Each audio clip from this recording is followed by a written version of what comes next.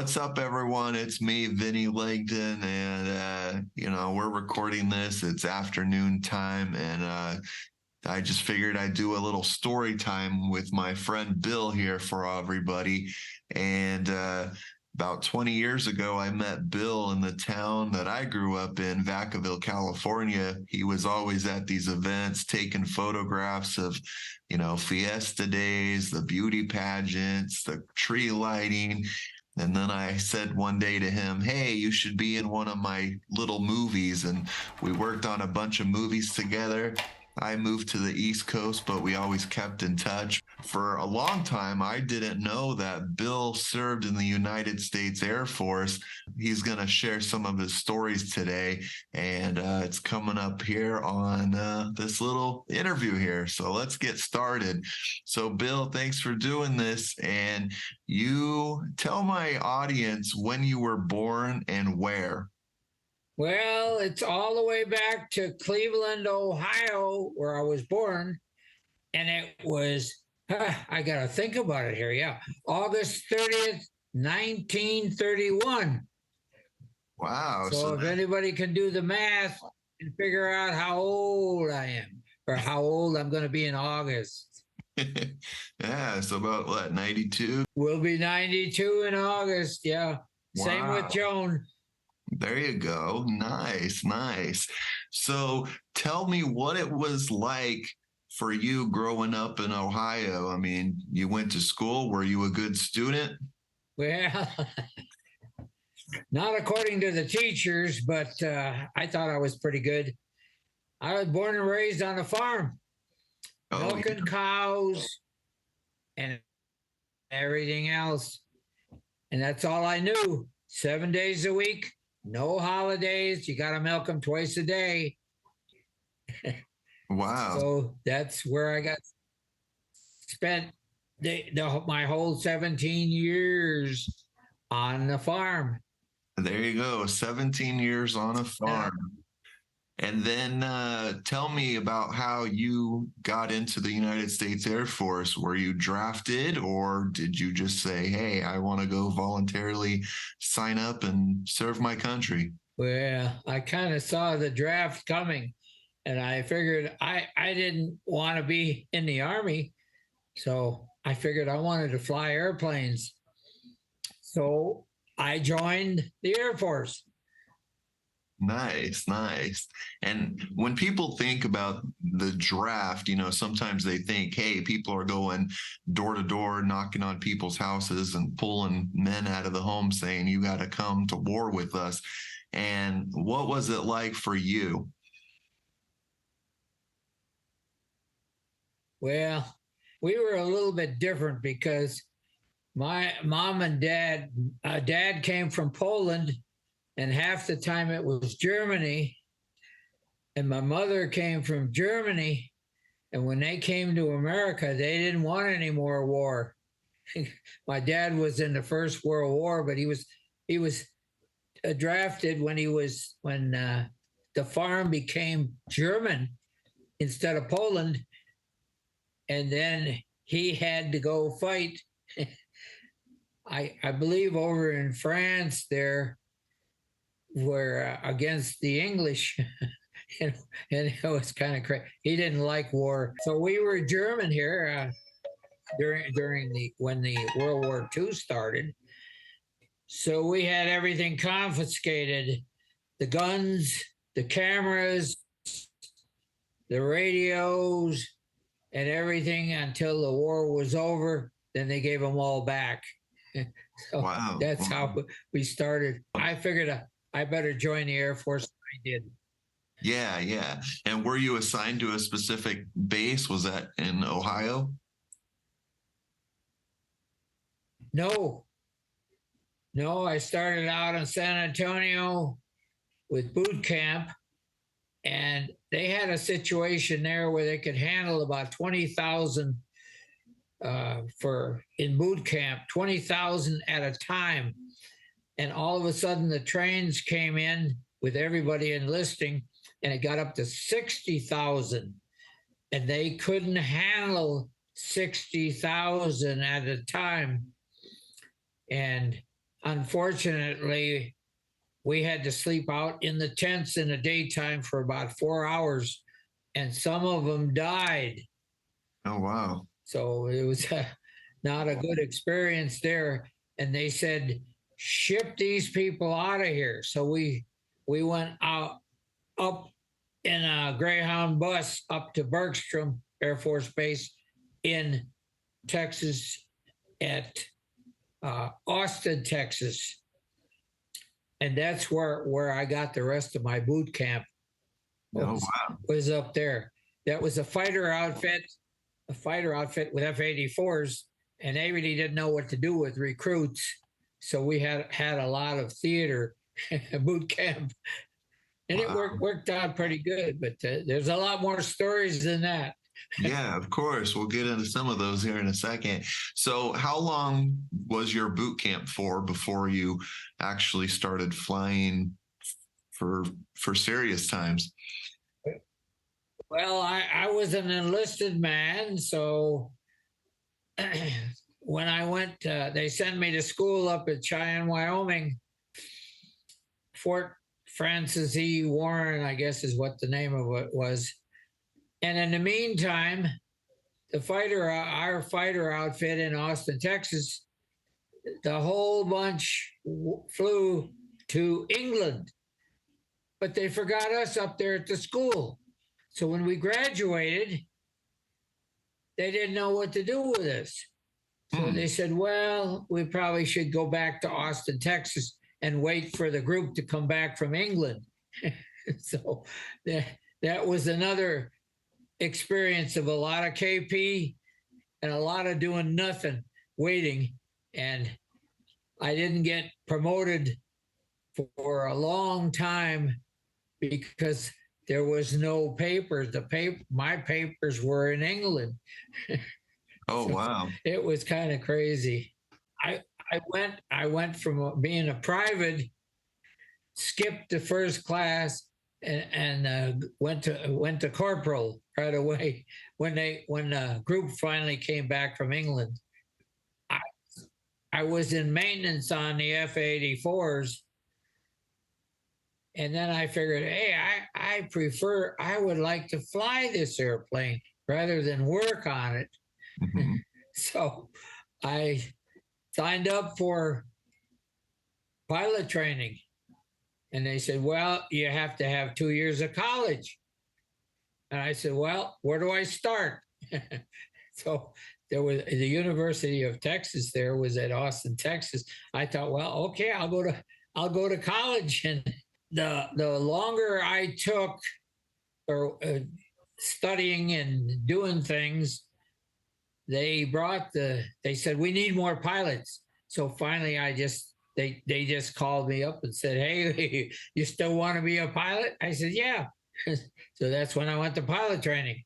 And once you completed all your training and all your courses, then they sent you off and said, hey, fly here and there. And where are some of the places that you were deployed to?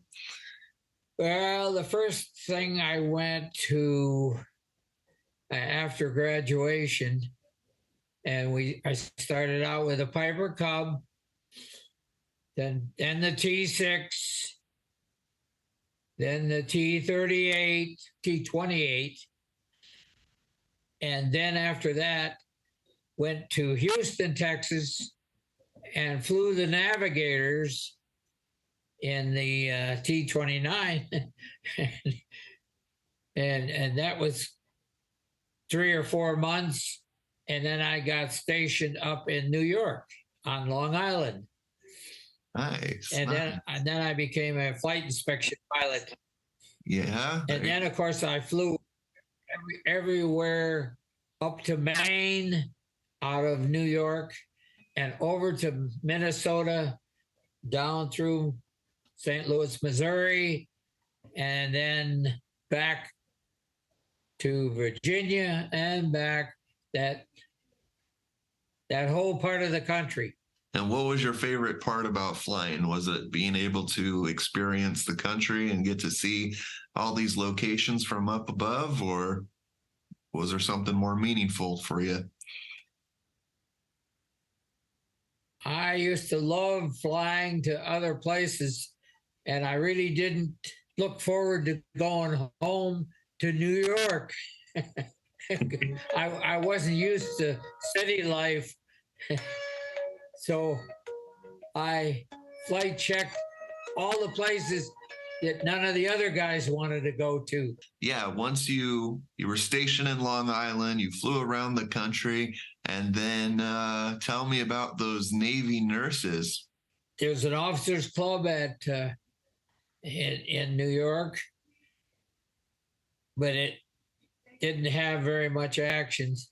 When we heard about the Navy nurses over at St. Albans, we all went over there, and that's where I met Joan, and we got 68 years coming up here in October for being married. So Nice. that worked out pretty good because she was from Lorain, Ohio, and I was from Orange Village and Orange High School. It was about 13 miles out of Cleveland. Nice, nice. That was fun.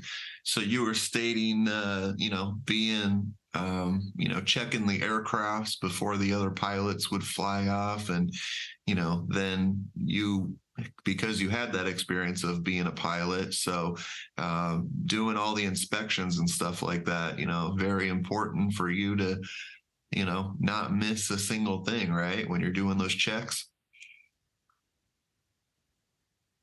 Yeah, it was actually more difficult than just flying an airplane because you had to coordinate with your panel operator and you had to coordinate with the guy on the ground with a theodolite. In other words, kind of be able to spot the aircraft. And so you had to coordinate all that stuff. And flight inspection is much harder than just flying an airplane. But we had the C-47s and the little Beechcraft also for flight inspection. But it took a certain kind of a pilot to be able to take that kind of a combination. And I guess I enjoyed it and it worked out for me. Some of them, as soon as they got into it and found out what it was, they said, transfer me someplace else. I don't want this. So I enjoyed it. And then when we got married, Joan and I, and that was about 6 months later, she was transferred out to Oakland, California, and I was back there in New York, which is not a good combination for a new marriage. So, wow, that's intense. So during Christmas, I went on a flight inspection trip down to Washington, and I asked them there at headquarters, can't you check with the Navy and get her transferred to New York?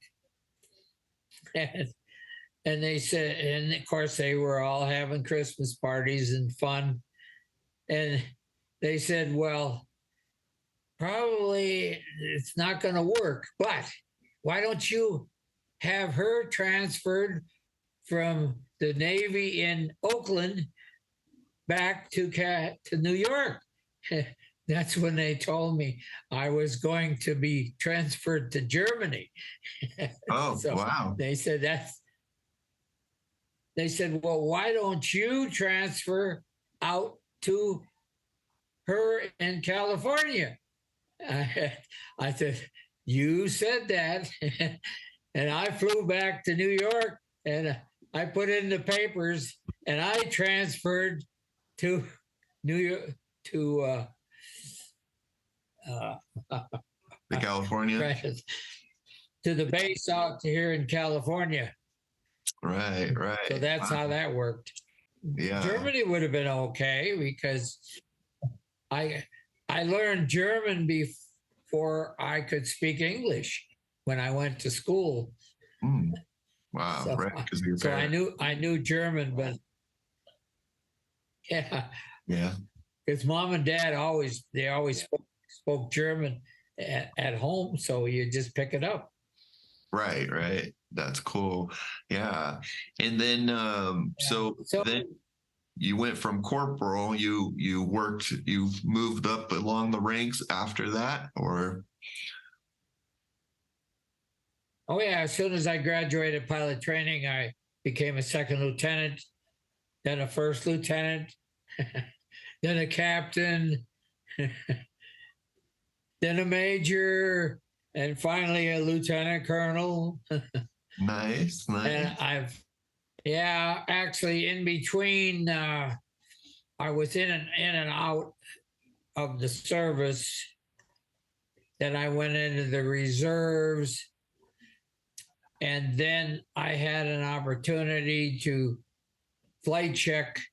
I thought it was Hawaii. I didn't really look at the telegram too close, and I talked Joan into why don't we just go to Hawaii? And we wound up in the Philippines. Oh my But we goodness. had to go to Hawaii first for me to get checked out in the Connie, in the Constellation, which is real neat 4-engine aircraft for flight inspection. You know, and it has enough fuel for 18 hours. You know, it's a long time sitting if you got to go someplace. Right, But right. it was a great airplane for flight. Yeah. Yeah. Oh, that's very cool. So we picked up all the kids, and we went to what we thought was going to be the Hawaii.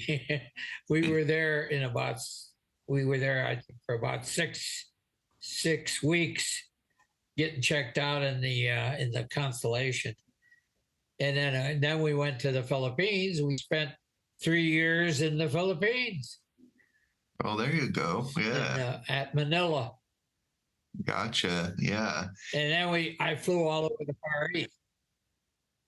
I flew everywhere except Vietnam. I flew to Thailand and all the other places, Hong Kong, Okinawa, Taiwan, Singapore, and Indonesia, every place. Nice, nice. Yeah, very cool, very cool. And then pretty much after all that, then you went back to the Bay Area? Nope. No, you kept going. We had three years in Manila, and then we went up. Then we put in 3 years in Tokyo, Japan. So I flew that part of the world. Nice, Yeah. nice. Korea, back to Taiwan again, and all the places in Japan, and then we finally came back to the States. But that was with FAA. That wasn't with the Air Force. Oh, okay. And then I got back into the reserves again. Got back into the reserves again when we came back. Gotcha. And looking and back, finished up my 31 and a half years. looking back now, do you think that you had a lot of pressure on you since you were that high up in the ranks with the Air Force? It never seemed like there was any pressure, and I enjoyed the traveling, and I think it helped our marriage to be separated. I think that was a good thing to be. Yeah. So, and I think it was good for the kids too. We wound up with 5 kids for some reason. There you go. Nice, nice. Yeah. Were all your great experience. Were all your kids born in different states or different countries? Well, the four were born here in the U.S., but yeah, what we did is we surprised the relatives when we came back on leave between the Philippines and Japan with another baby. And we made sure that when we took the pictures, it didn't give away our secret. So Oh, we left with 4 kids. We came back with 5 kids. And the youngest one, he's already retired out of the army. nice, And nice. he was born in the Philippines. Oh, wow. Okay. Yeah. Very cool. Nice, nice. Yeah. Now, when you're in the Air Force, did you work with the other branches at all with the military? Well, a lot of times when you get sent out on a mission, you're going to fly to another base. So, it's always either picking up a load or delivering a load somewhere. And it's either personnel or it's cargo. So I'll tell you one flight that was kind of goofy was to fly from Travis out to Hawaii in a C-141 and pick up a 50-gallon drum and put it in the airplane. That's only a 50-gallon drum, the size of a drum. I didn't know what was in it because it was top secret, even though I had a top secret clearance. Mm. They wouldn't tell me what was in it. I had an idea what was in it. Had to fly it all the way to Niagara Falls, New York, and then drop it off, and then fly all the way back to Travis. That was all in one day. Oh man, that was a long grind. It was moon rocks. Really? Rocks from the moon. Wow. Yeah. That's quite a I journey. found out later. I didn't know when we hauled it, but I mean, it was a high priority mission. Wow, interesting. So Yeah. there were lot of crazy things in the Air Force, yeah, but Yeah. they were all good. I remember I remember one good experience at Okinawa. We had a problem with one of the engines on the Connie with the four engine aircraft, and they asked me if I would be willing to fly the Connie on 3 engines. That's take off, fly, and land. And I said, I think I can handle it. Hmm. And we did. We actually they plugged, they shoved some kind of into the cylinders. They took the spark plugs out and they plugged them so that the engine couldn't turn. Hmm. Wow. And so then we had to get the permission to do that. But of course, we were FAA, which we had more freedom of doing things, and took off 3 engines, no problem at all. That didn't even hardly notice it with the Connie, and then flew it all the way back to Japan, and then they changed the engine. Wow. Yeah. You got to go. Sometimes you got to go far for those repairs. That's crazy. Yeah. Yeah. And what was your favorite aircraft that you got to fly over your career? I'd have to say the C-141, and I've got probably over 5,000 hours in that airplane.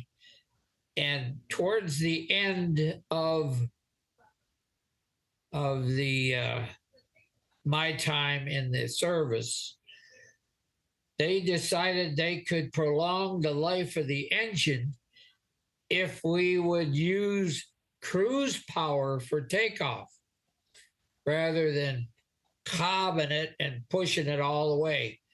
And I believe they got 10 more years out of those engines because we use cruise power for takeoff. And there was no other airplane I ever flew that you didn't need full power for takeoff.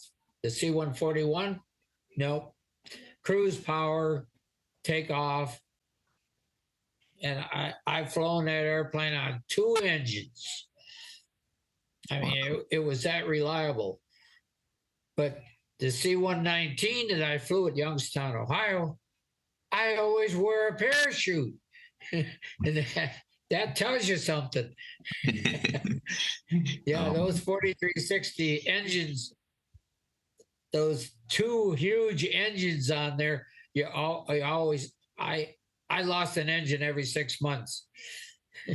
Wow. And it just happened to be, it was in a halfway decent place where I could make a landing and walk away from it. There you go. That's why you wore a parachute, and if you carried troops or you carried passengers, they all had to wear parachutes. Wow. So a majority of the missions you had to do were pretty much just transporting other soldiers, huh? Well, it was a combination. The C-119, we used to just pick up all the Army troops, the paratroopers. And one day down in North Carolina, I guess it was, these troops, when they graduate from paratroop, they have to do five jumps.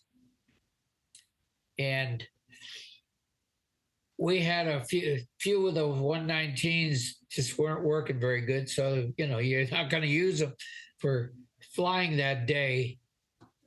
I dumped 900 troops out one day, flying all day long, and just pick up a load, take them over the drop zone, drop them, come back, land again, pick up another. They had to do 5 jumps, so they would like to get it done and over with when they graduate. Mm-hmm. So I had a general. He always looked for my tail number. He says, because you get me over the drop zone, I don't have to walk very far to get on the bus and go back to the base, and then get back on the airplane again, for another jump. Yeah, it's crazy though. But that's the way it was. Right. And you mentioned too, you had to find unique places. Ahead. You had to find unique places to land, you mentioned.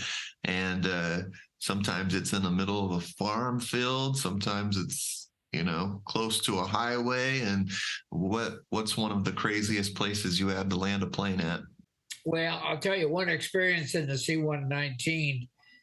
We took off with a load of, I guess they were taking it out to Las Vegas for their summer training. And we might have had about 10 different mechanics that went along with us. And we had to hedge hop all the way because we had a heavy load. We had to make it in about 5 or 6 stops from North Carolina all the way to Las Vegas.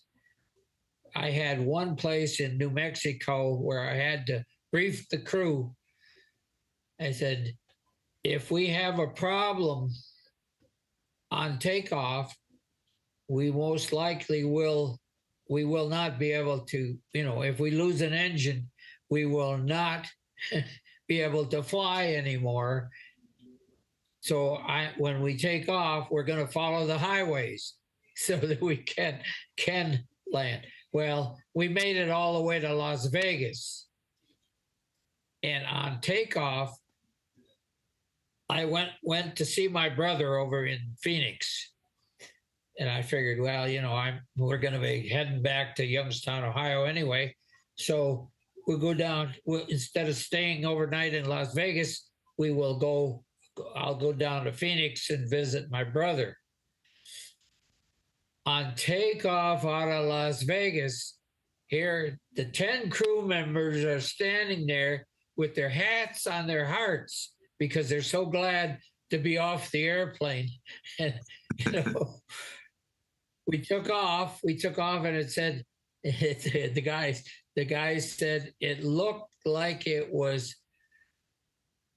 all the oil came out of one engine. Oh. All the oil. I think, 50 gallons of oil or something. It looks like a vapor trail. This was on takeoff, but it could have happened anywhere from North Carolina all the way to Las Vegas, but it didn't happen until we were empty and the cargo was all delivered. The men were on the ground with their hats over their hearts, waving us goodbye. And it looked like it was a vapor trail of oil, but it blew up the engine, Wow. So that airplane stayed here, stayed in Las Vegas for over a week getting an engine change. But wow. That's the way things happen.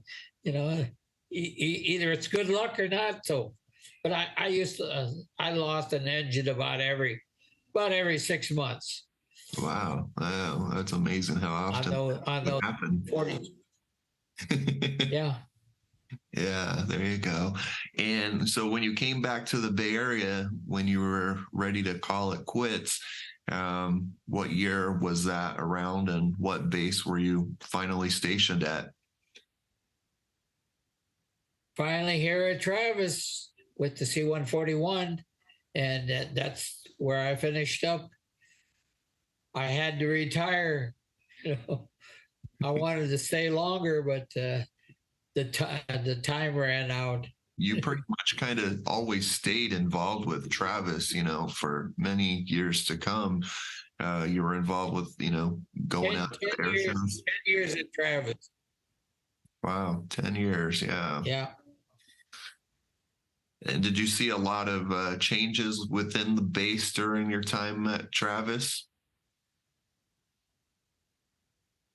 Well, I believe we had an air show maybe every 3 or 4 years. Yeah, it was. And then, of course, when the C-141s were sent down to the boneyard in Arizona, then the C-17 came, and it actually was a little better aircraft even than the C-141. But we have a C-141 out there at Travis, that anybody can come and look at. And it's up there close to the hospital at Travis. And we go there every year for the reunion.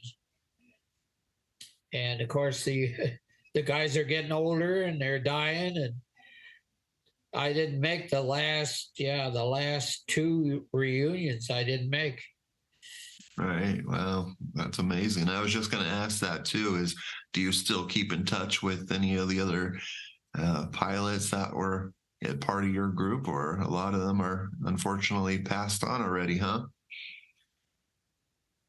Yeah, quite a few of them. And, but yeah, I do. There's a couple of them. There's one that lives right up the road here. But Nice. yeah, I remember the pilots, with just from the few that are on Facebook and the reunions. Wow. But we go out to the museum at Travis. Yeah. Yeah, that's good. With all that experience of going from the military, then you had some extra time on your hands and you went and did some acting and you did some modeling, and we can jump into that for a few minutes here. So when did you decide, hey, my wife probably thinks I'm good looking, maybe other people do, maybe I should give modeling a try? And how did you get into that? It's strange. We went to a class reunion back at Orange High School in Ohio. And that's exactly what I looked around the class and I said, hey, we're good looking. We ought to go to modeling school. I said that back in Ohio. I said, when we get back to California, I said, we'll look in to see if there's, and then we went to the modeling school in Sacramento. That's exactly what we did. Nice. And I enjoyed it, and Joan didn't care for it too much. But and then I went through all the, with the commercials and acting and different things. I know you've told me some really fun stories over the years when you went and experienced the world of acting and film and TV. You worked with a couple big name people. We can talk about you did a music video for Michael Jackson, right? Yes. Yeah, we did that up here in Dixon, California. And it was a 5-day shoot. And there was 2,000, if you can imagine, 2,000 extras, because if you can hear the video. The name of it is Cry, C-R-Y, and it goes from the Pacific Ocean and it goes all the way up to the Sierras, there was 2,000 a day that had to hold hands, and we had to learn 2 lines of that song. And there was no bright colors of any clothing. So it had to be all black or gray or brown or something like that. But that's all. If you watch Michael Jackson always, when he did songs, he did them longer than the normal 3 minutes. So it's probably over 4 minutes on this one, but I pull it up on Facebook or on YouTube, pull it up once in a while, and it's a pretty good song. Nice. And we got paid for it too. Hey, there you go. You can imagine 5,000 extras. Yeah. Wow. Yeah, that's a lot of work. But they did 2,000 a day. Right. They did. Yeah, and you did some extra work in some movies. You worked with Macaulay Culkin in a movie too, right? When he was a youngster. Yes, in San Francisco, Getting Even with Dad. And I met him crossing the street. I think it was about 32 times. I don't know why they made so many all the time, but that's the way they make the movies, Yeah, 32 takes. He had to be, yeah. And I had lunch with him, and he was kind of picky with his food. I told him he wasn't going to grow up if he didn't finish his plate. Nice. Yeah. Yeah, that's very cool. And then you and I met, oh gosh, probably in the early 2000s. I'm sure we ran into each other at Fiesta Days because I was out there always videotaping the parades and then running over down to the Creek Walk to film the performances. And, you competed in the pageants yourself, and then you even did a lot of photography following that, your later years. So, you said you were into the black and white photos back in Ohio, and you continued that throughout pretty much the majority of your life, huh? Doing photos. I'm still doing it. Yeah. Of course, I went to color. I've always done photography and videotaping, and it's just been a lot of opportunities. So, even with the Chamber of Commerce, I just had really more that I could handle. But it was, and I have over 500,000 pictures, which the computer can't handle anymore. You and I worked on about 6 movies together. We did a zombie film. We did one about you played a homeless guy. I'll play a couple of those clips in here too in the interview. People can get a look at. And then you even played a photographer in the last movie we did together. That was Zapper Woman. That was probably the most oh yeah, comedic line I put in the movie. Those are big balloons. The Dorito commercials we did, that was fun too. It's nice catching up and being able to share some of your stories of, transporting those Army and other fellow Air Force soldiers around the country and around the continent, and from North America to Asia and Germany and back around again. You've been around the block a few times. There's your life from Ohio to Vacaville. Nice, nice. Well, Bill, thanks for sharing your story with everyone here today. And any last words from you? No, but I would say that I'm ready to do another movie.